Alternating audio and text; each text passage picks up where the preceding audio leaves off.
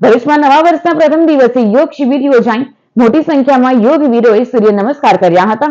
ગુજરાત રાજ્ય યોગ બોર્ડના માર્ગદર્શન હેઠળ નવા વર્ષના પ્રથમ દિવસે ભરૂચ જિલ્લા કોઓર્ડિનેટર બિનિતા પ્રજાપતિની આગેવાનીમાં યોગ શિબિર યોજાઈ। જીએનએફસી કોમ્પ્લેક્સમાં 400 થી વધુ તેમજ વડદલા ગામે 200 થી વધુ ભાઈઓ બહેનો વડીલો અને બાળકોએ ભેગા થઈને સૂર્ય નમસ્કાર તેમજ ધ્યાન કર્યા હતા। 3000 થી વધારે લોકોએ ઓનલાઈન માધ્યમ દ્વારા જોડાઈને કાર્યક્રમનો લાભ લીધો હતો। કાર્યક્રમનો મુખ્ય હેતુ નવા વર્ષમાં યોગ દ્વારા નવી ઉર્જાનો સંચાર થાય અને દેશના દરેક નાગરિક પોતાના સ્વાસ્થ્ય પ્રતિ જાગૃત બને તેમજ સંસ્કૃતિને અપનાવે એ માટેનો હતો। આજે 1 જાન્યુઆરી 2026ના રોજ નવા વર્ષની શરૂઆત સૂર્યની પહેલી કિરણ સાથે સૂર્ય નમસ્કાર કરીને કરવામાં આવી।